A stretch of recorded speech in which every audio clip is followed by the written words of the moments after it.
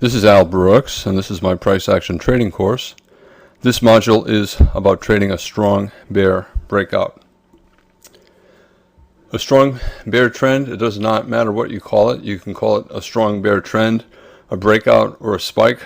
All of those terms are synonymous.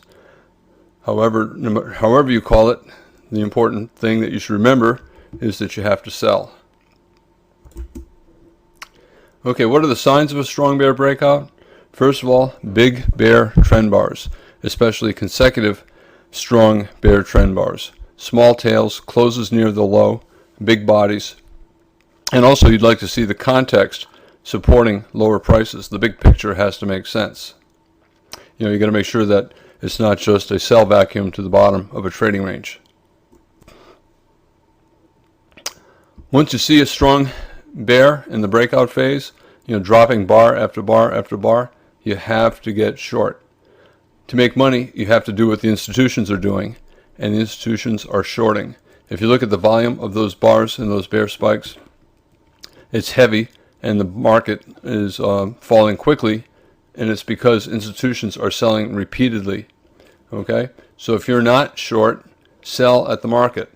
One of the problems traders face is they'll see the bear spike growing and growing and growing, and they know that if they short, their stop is way up at the top of the spike, and they're risking far more ticks than they normally like to risk. It doesn't matter. Calculate how many ticks you have to risk and adjust your position size, but you have to get short. If you don't sell at the market, you have to get short very soon. For example, you can sell at the close of any strong bear trend bar, and if you're in a strong bear spike, sell at the close of a bull trend bar. The bull trend bar is an attempt to reverse the trend, and most reversals fail. You can sell below the low of the prior bar and above the high of the prior bar, because if the market goes above the high of the prior bar, it's trying to reverse, and the reversal probably 80% chance will fail. You also press bets and sell breakouts below swing lows. So if the market is falling and pulls back and it falls below that old low, you can press your bets and sell on a stop one tick below the prior low. And also you want to sell any small pullback.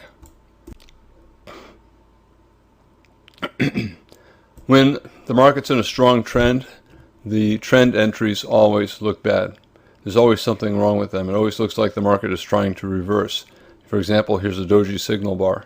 Here you're far from the moving average, bottom of a tight channel, maybe it's overdue for a correction.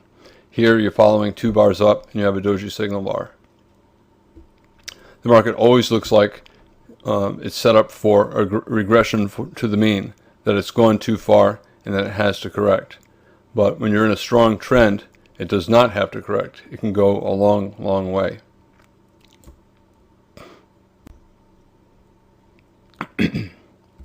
When a trend is very strong, one way you can enter is looking for a micro trend line failed breakout. So you look for a bear micro channel, you look for a breakout above the bear micro channel, and that sets up a low one short setup, and you can sell one tick below the low of the bar as the market resumes down. So a small bear micro channel, a failed breakout above the top of the channel, so you sell at one tick below the low of the bar. Same with over here. Same with over here. And even more so over here when the market is in a free fall. Yes, an attempt to reverse, but most reversal attempts fail, especially when the market is falling with consecutive bear bars and the bars are getting bigger and bigger and bigger. So you get a pullback, it breaks above the micro channel, and that sets up a signal bar for a short. Even though you have 2 consecutive bull bars, it's a reasonable short one tick below. Certainly for a swing, maybe for a scalp.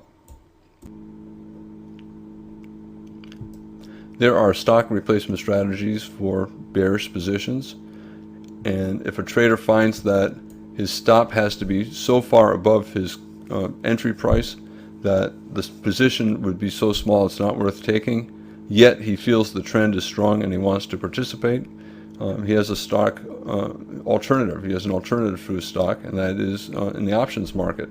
He could buy a put or he could buy a put spread. let's say he sold way up here and the market's way down here, and his stop has to be much higher up than what he is comfortable using. He could just buy back his stock, his short, for a profit, and then go ahead and put on an option position like buying a put or buying a put spread, and that will allow him to continue to participate on the downside. There are other alternatives like ratio put spreads and calendar put spreads and put flies, but they're beyond what I want to discuss in this course. Here's an example of a bear trend in the spider on the daily chart, and I want to talk about it in two different ways. Let's say you are flat and you see this big bear spike occurring late in the bear trend, and you decide that the market is going down more, and you're correct. That makes sense whenever the trend is this strong. And you decide you want to sell, to go short, but your stop might be above the top of this bear spike. It might be above the most recent lower high. It might even be simply above the beginning of this bear spike. In any case, let's say it's further away than you want to risk, yet you want to participate on the downside. A good alternative is to simply go ahead and buy a put. You can wait for a pullback and buy the put at the market, or you can wait to see if the market trades below the low of the prior bar, and at this point buy a put. If you buy a put here and the market goes up here, that's $2 on the spider. You might be very nervous if you shorted the spider, but if you bought an at-the-money put, maybe you paid $2 for it here. At this point, it might be down to $1, but your risk is still $2. Even if the put goes to zero, you lose no more than $2, and it allows you to hold on. And at this point, you might be able to exit your put for $3 and have a $1 profit. You might not be comfortable emotionally had you shorted here, the spider, if the market ran up, a dollar or two above your entry price. But the put is a good alternative to that. The other alternative is that I was talking about is, instead of being flat down here and then wanting to get short, let's say you were short from up here and now the market's down here, and you think, gosh, my stop has to be above the bear spike or above the lower high, and that's far more than I want to risk. Let's say it's 5 times more than I want to risk. You can reduce your position size to a 20% size, but if the position size is so small that you don't want to continue to hold, you can replace your stock position, your short spider position, with a put. So you simply buy back your stock for a profit. If you sold it up here, you have a big profit, and you can then go ahead and buy a put or a put spread to try to capture any additional gain that the market might offer you.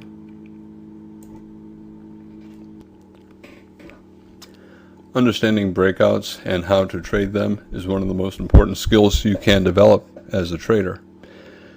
Breakouts, when strong and successful, usually have a second leg. So in other words, once the market breaks out, there's a pullback and then a second leg.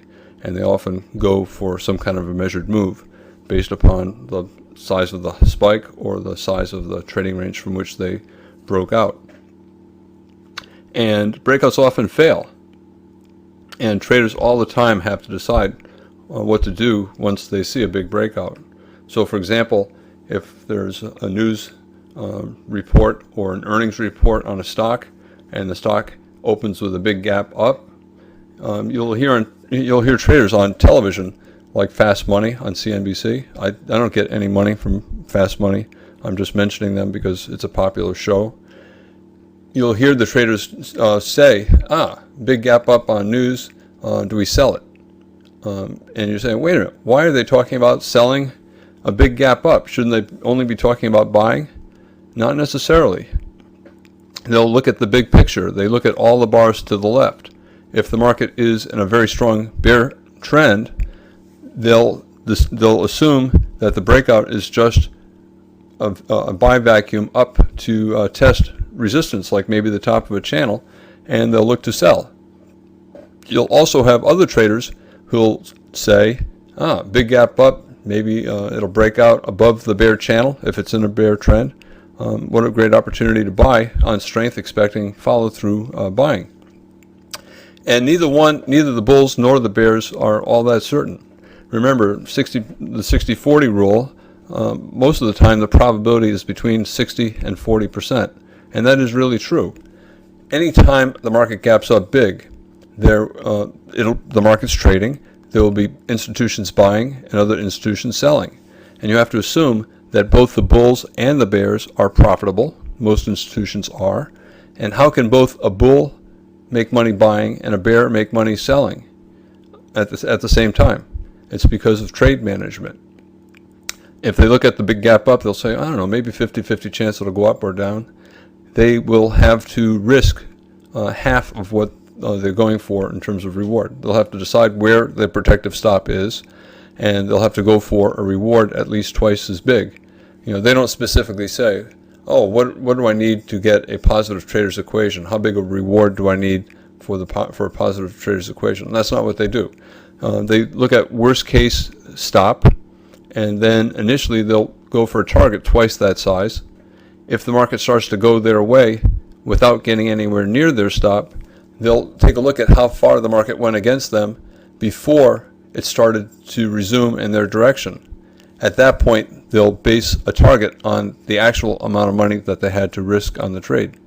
One thing you'll never hear traders say is, oh, it gapped up and now it has a hanging man pattern or a dark cloud cover. Okay? Traders are not interested in that stuff. It's nice, right, to have a signal bar.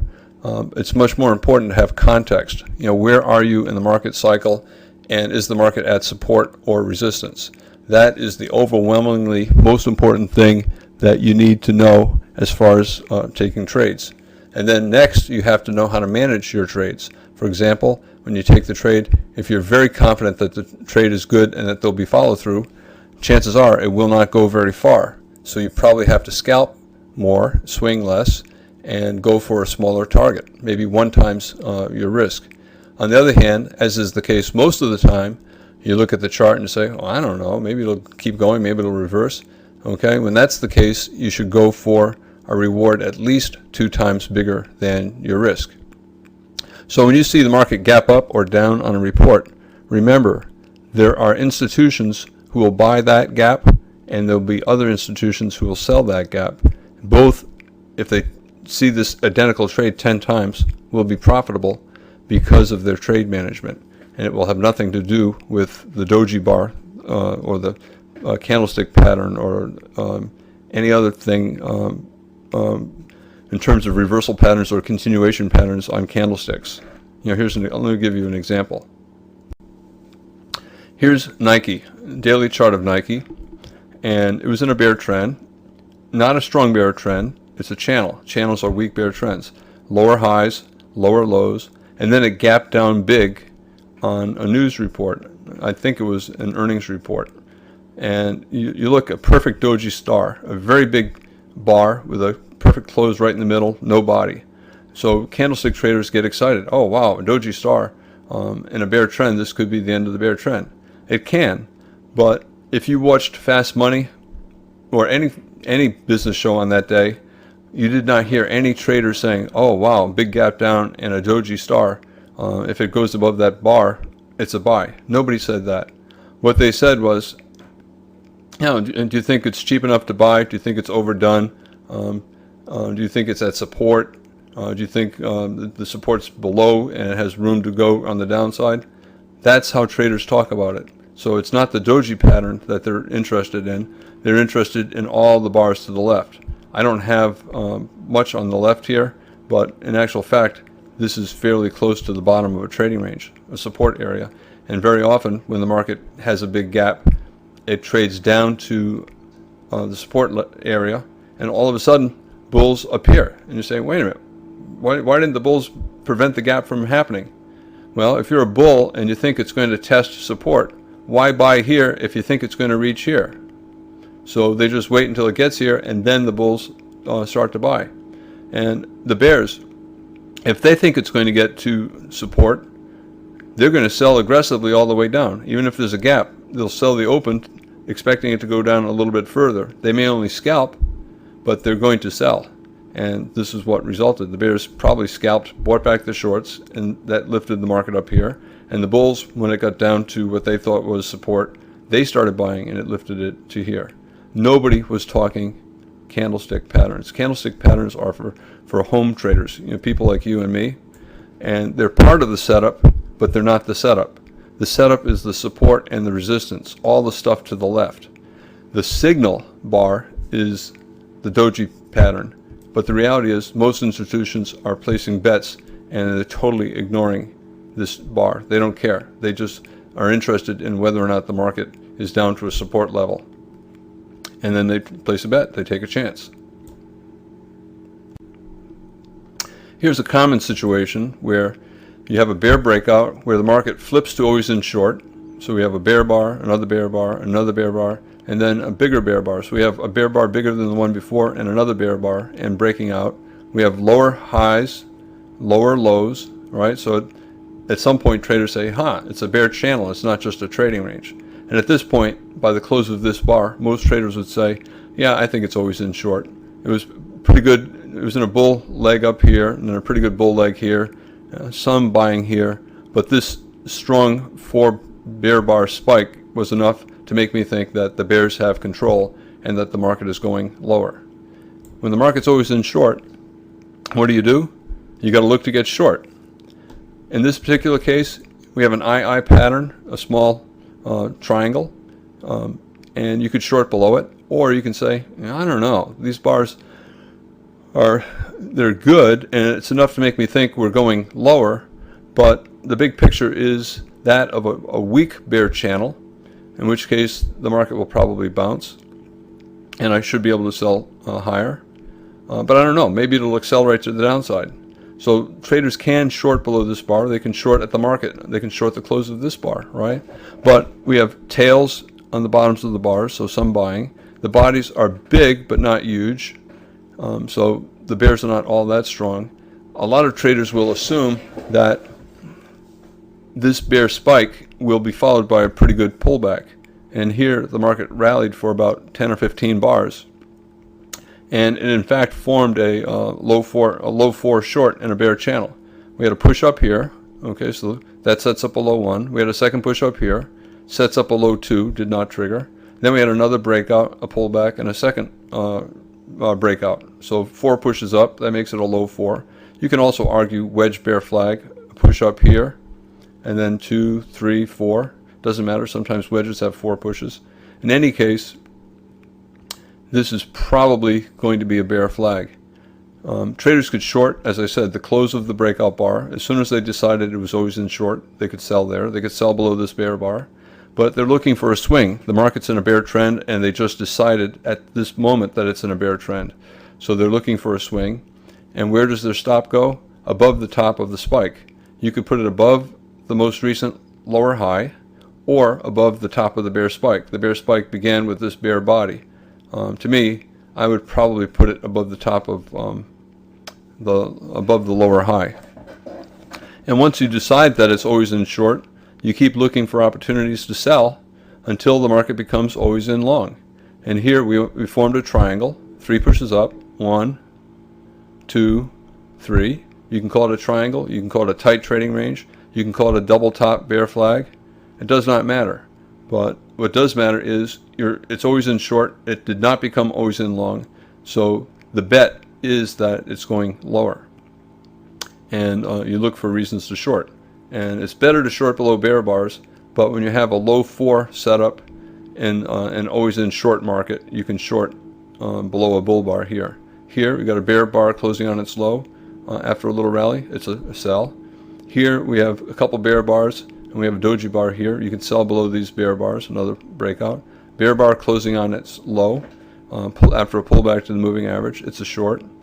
Bear bar closing on its low, relatively big bar, that's a short. Another big bear bar closing on its low, that's a short. Even though it traded up here, it's still a short. And you trail your stops above the most recent lower high. So every time the market goes to a new low, the stop goes above the most recent lower high. So at this point it fell below a low, so this stop goes down here.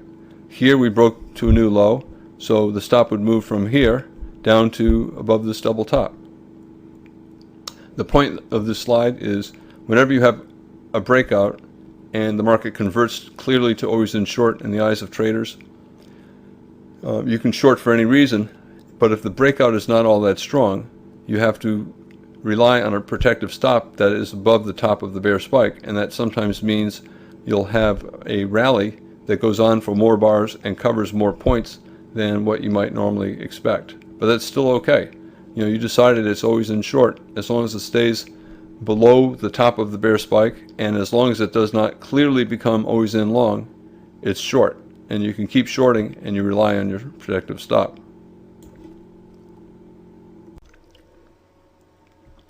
As with any trend, you should try to swing at least part of your position, especially when the trend is very strong, when it's in its breakout phase. If you're trying to scalp, for example, if you're selling closes, looking for scalps, you have to use a tighter stop because you're going for a smaller profit, but make sure that the reward you go for is as big as your risk.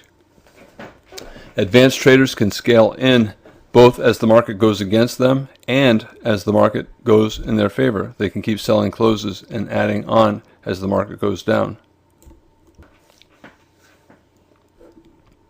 Okay, if you have a successful breakout and you look at it and you say, wow, this is going down, then you're 60% sure that it's going down and the probability is high. You have to sell for any reason, even if it's at the market. If you wait for a pullback, you may wait a long time and you may end up missing the best part of the trend. The market is just falling point after point after point after point while you're waiting for that pullback that will allow you in with a smaller risk. You end up missing a huge trend. You're never going to be more than 60% certain, so you can't be paralyzed by the 40% chance that you're wrong. 60% is as good as it gets. And if you're going to be trading as a living and you see a 60% setup, you have to take it. Even if the risk is big, the stop is far. Trade small and take the trade and rely on the stop. Once you're convinced or strongly believe that the market is always in short, sell at least a small position, right? Just get in the market. And if the market continues your way or if it has a pullback, build your position up to its normal size. I talk more about breakouts and trading strong trends in other modules.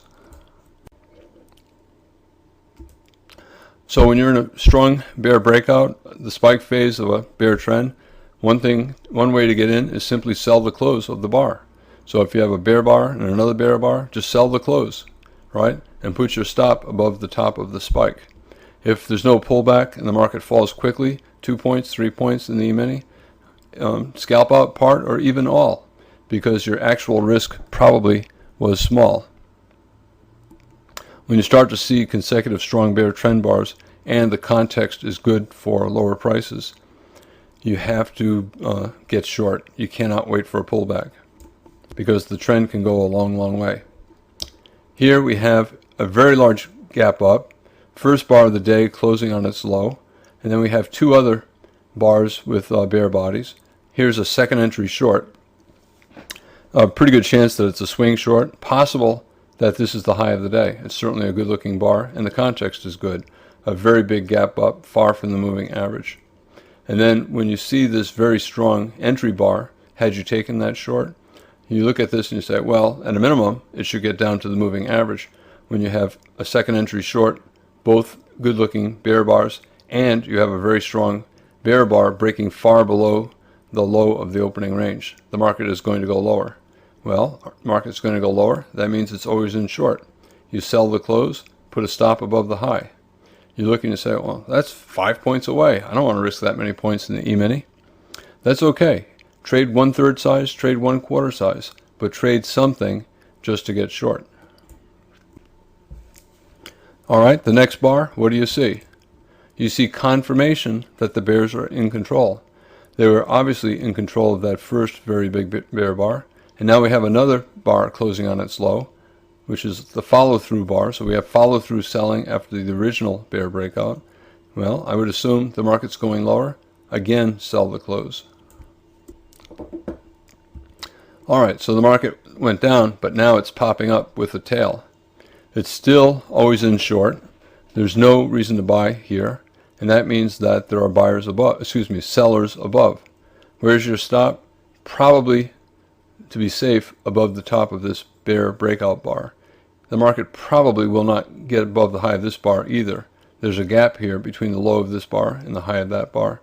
And at the moment, it's a breakout gap, and the gap is starting a bear trend.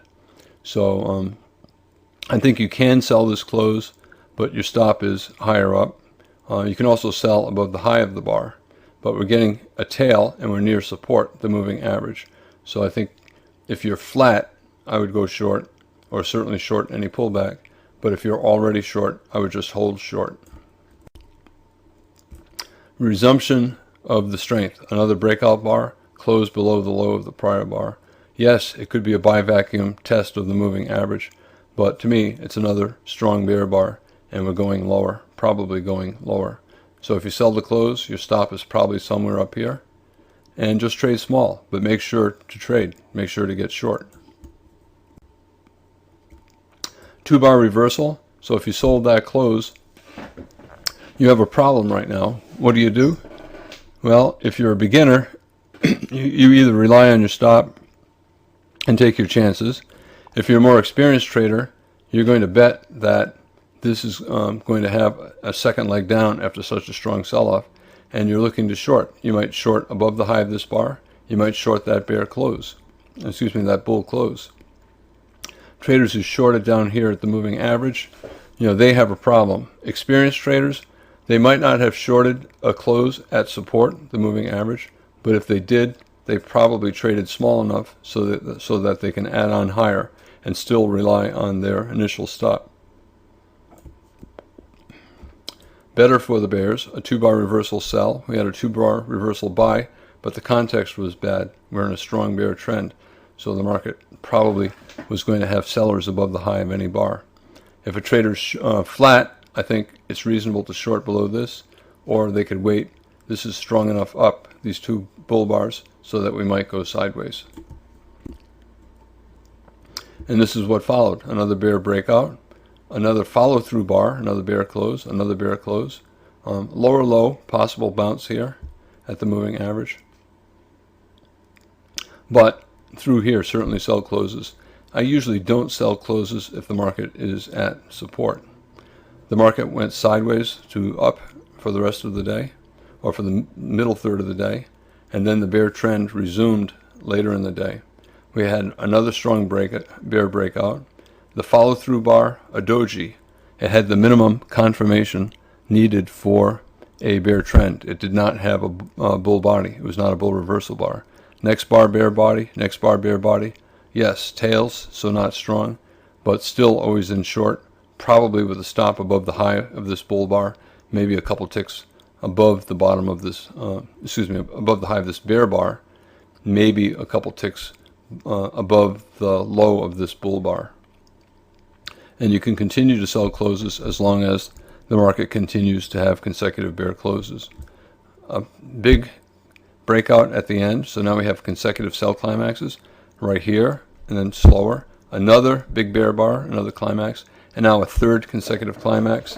The market may soon have 10 bars, 2 legs, sideways to up, so I would not sell that close. Also, it looks like we're around a leg 1 equals leg 2 move. The height of this leg looks like it's about the same as the size of this leg. So I probably would not sell that close because I think a lot of bears will look at it as a gift going into the close. Wow, that's unexpected. We have a very big bear bar in a trend that has gone on for a long time, and it's the third consecutive sell climax within the same bear spike. I didn't think it was going to give me that. I'm going to just buy back my shorts. Aggressive bulls will probably buy that close for a scalp up to the moving average. So where do you put your protective stop when the market's in a strong bear breakout? Initially, if you sold below this bar, your stop is above its high. Once you had a huge bear bar, let's say you sold the close, let's say you sold here. At this point, you would move your stop to above the high of the strong bear bar. Another fairly strong bear bar, and there's a gap between this low and that high. Some traders would put their stop just above the top of this bar. It has a strong enough body, plus we have a gap, and the bears should try to keep it open. Once the market started to trade down here, traders would lower their stop to 1 tick above its high.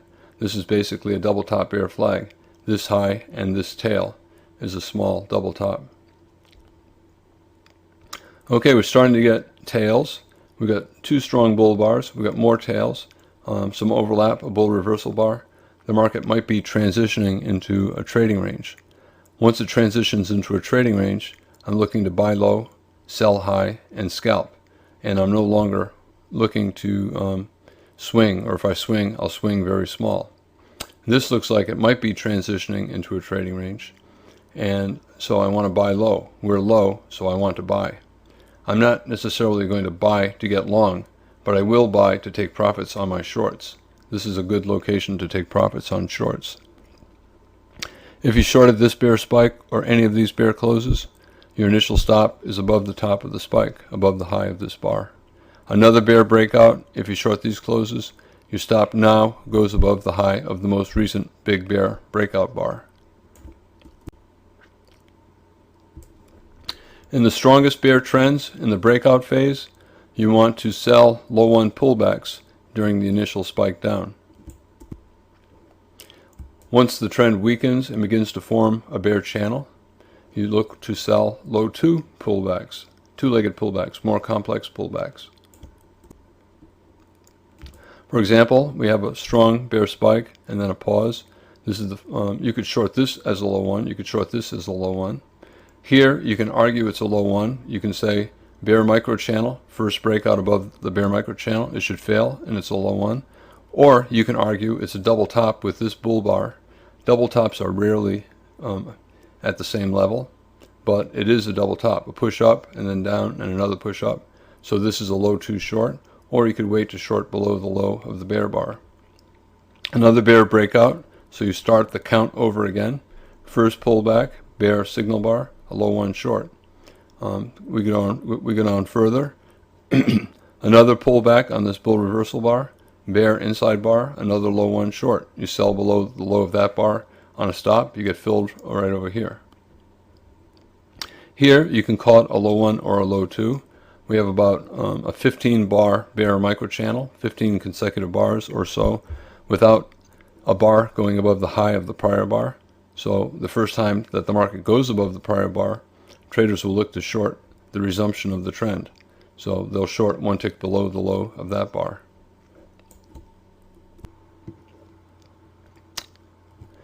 Sometimes in a strong bear trend in the spike phase of a bear, the breakout phase of the bear, there'll be a pullback, maybe a 1 bar pullback, forming a low 1 short. However, sometimes the low 1 short does not quite look right. And when that's the case, you can use your actual risk to set your profit target. If it's unclear whether or not the trade looks good, aim for a target that's 2 times your actual risk.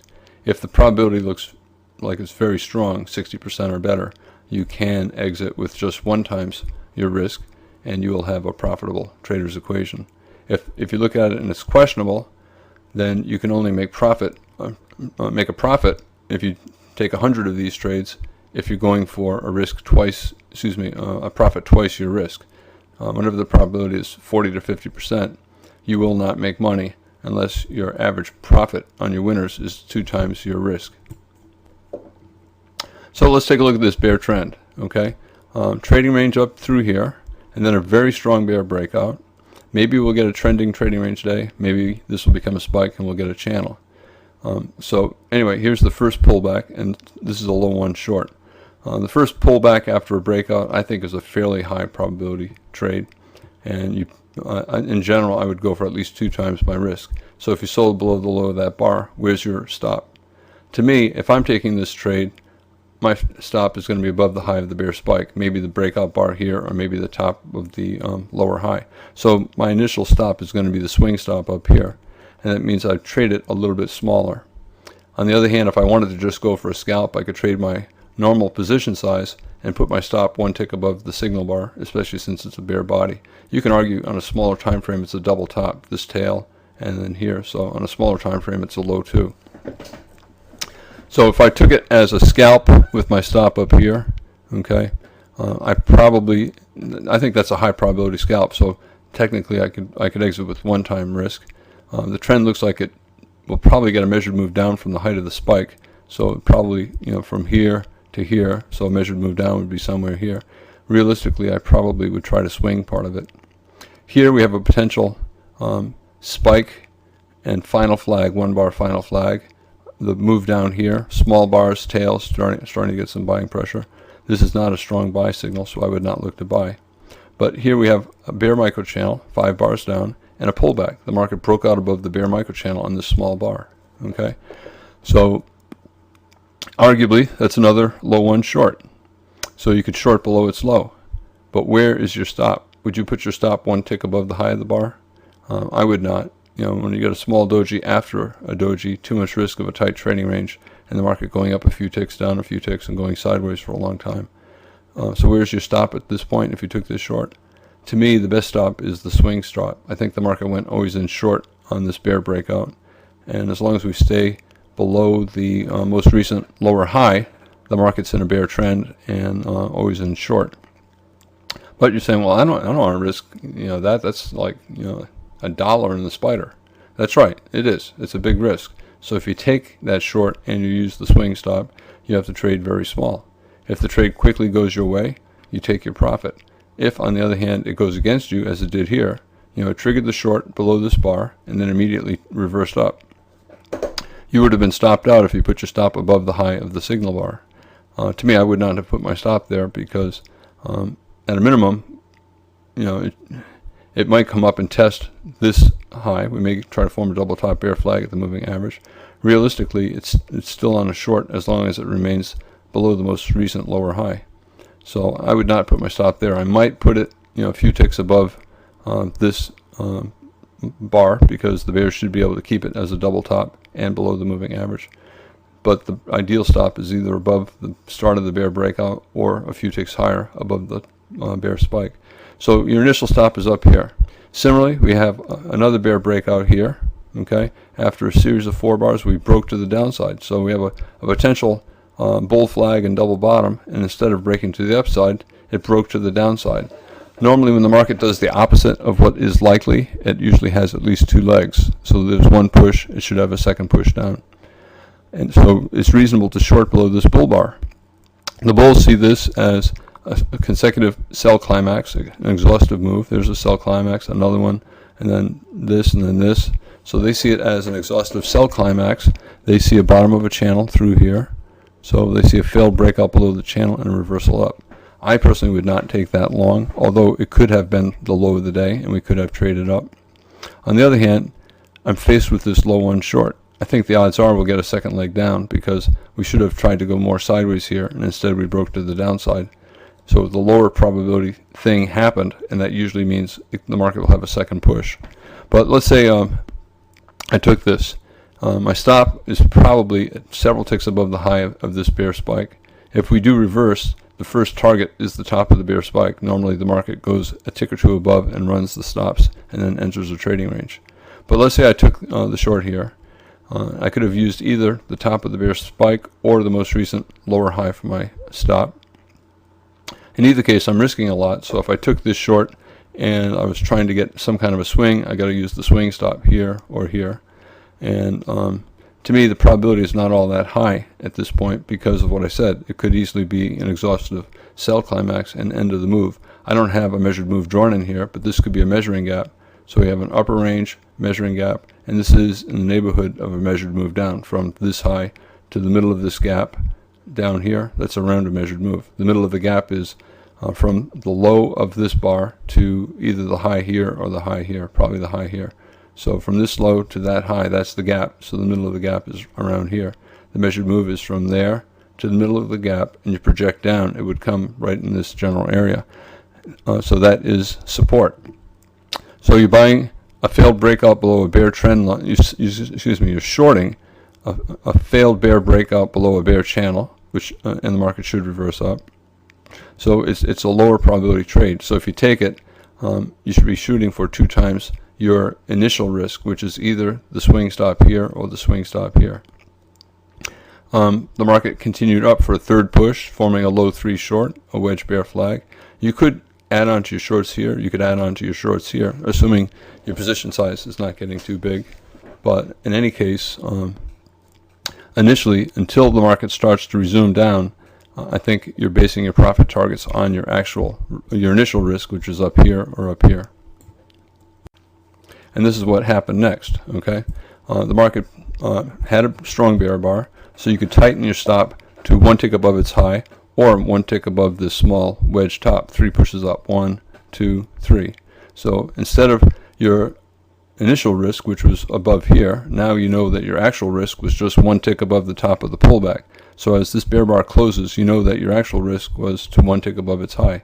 Had you had a stop above that high, and you did not know at the time that the market would turn down at this point, but if you had a stop there, you would not have been stopped out. So the minimum location, the minimum price for your stop, where you would not have been stopped out, turned out to be 1 tick above the high of this bar. So you actually only risked from your entry price 1 tick below this bar right here to 1 tick above this bar, and you knew that by the close of this bar.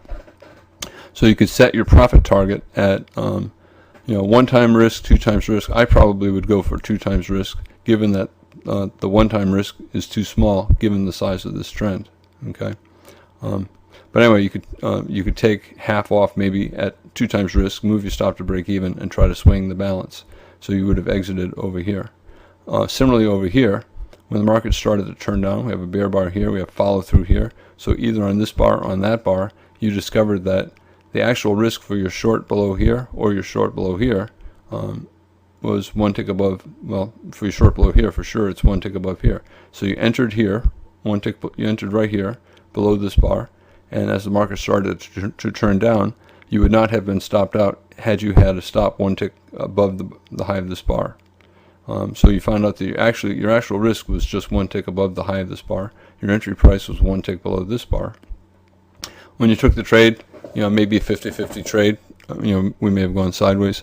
You could go for a reward equal to 2 times risk. And you'll notice that very often when the market gets down to 2 times actual risk, you get profit takers. And that's what happened here, right? So you were not alone looking at actual risk. The same with over here. Here's your actual risk, entry price to 1 tick above the biggest pullback. And here's 2 times actual risk, right? And what happened?